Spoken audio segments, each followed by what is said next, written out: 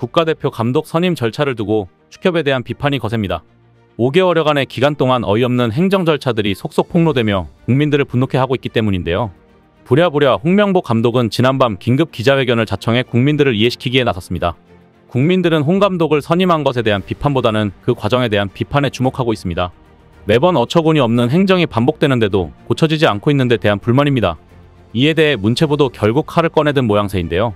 지금까지의 내용들 자세히 살펴보겠습니다.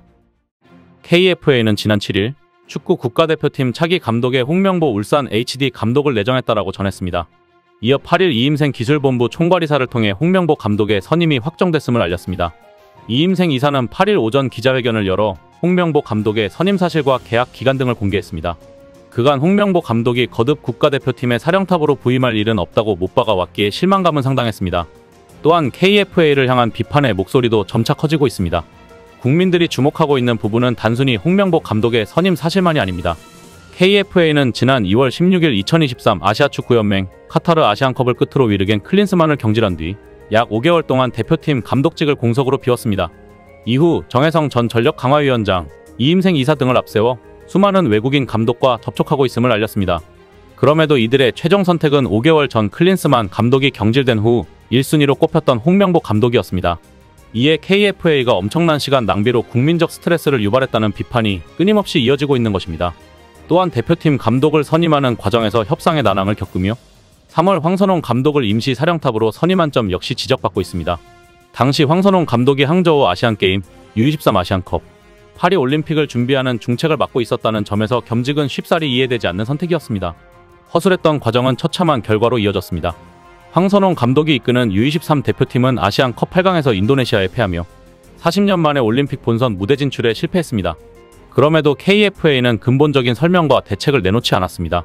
심지어 홍명보 감독을 선임하는 과정에서 발생한 상당수의 논란에 국민 눈높이에 맞는 적절한 해명을 피하기에 급급했습니다.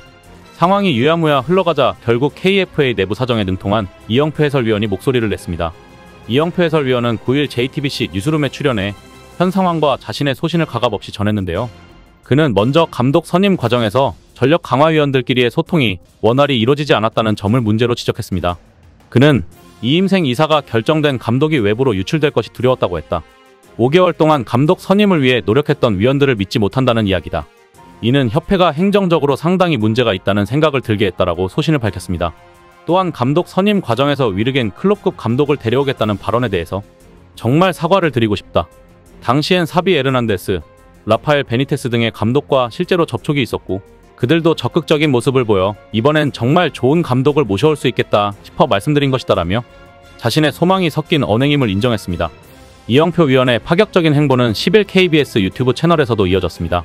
여기서 이영표 위원은 이번엔 진짜로 협회가 좋은 외국인 감독을 모셔올 것이라 기대했다. 그래서 협회를 믿고 기다려보자고 말했다. 결론적으로 다시는 축구협회를 믿어보자고 안 할 것 같다라고 강조했습니다. 심지어 그는 홍명보 선임 과정과 같은 이런 사태를 보면서 나를 포함한 축구인들이 행정에서 말 그대로 사라져야 한다는 생각이 들었다라며 우리가 좀 믿고 지켜봐 줘야 한다는 이야기를 꺼낸 것에 대해 거듭 사과 의사를 전했습니다. 앞서 박주호 위원은 전력 강화위원으로 활동했던 지난 5개월이 허무하다라며 홍 감독의 선임은 절차 안에서 이루어진 게 아니다. 내부에서 활동한 실무자인데도 몰랐다고 폭로해 논란이 됐습니다. 박 위원은 20번 가까이 회의하는 동안 정혜성 위원장이 다수결로 정하자는 뜻을 여러 번 내비쳤다고 했습니다. 박 위원은 나는 황선홍 당시 U23 대표팀 감독의 임시 감독 부임은 반대했다. 괜한 리스크를 지지 말자는 취지였다. 하지만 별다른 대화 없이 투표로 결론이 정해졌다.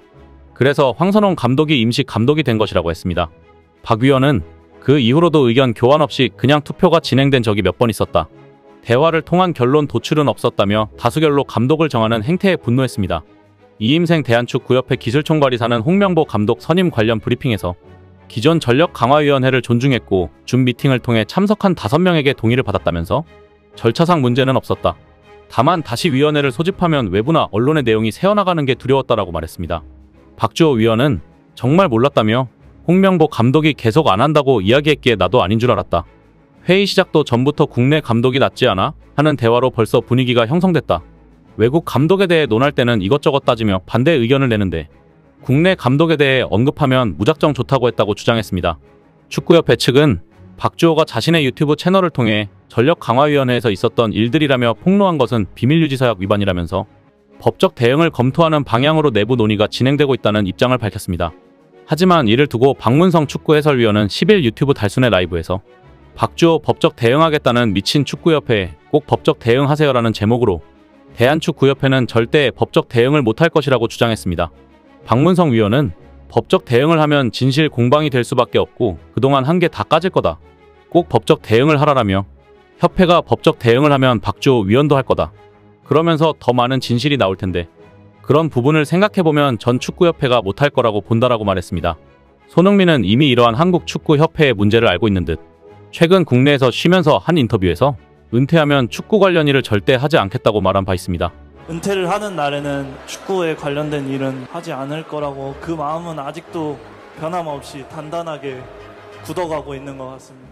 이렇게 재능있고 많은 경험을 쌓은 선수가 한국 축구를 위해 일을 하지 않을 거란 반응에 다수의 국민들은 의아해했습니다.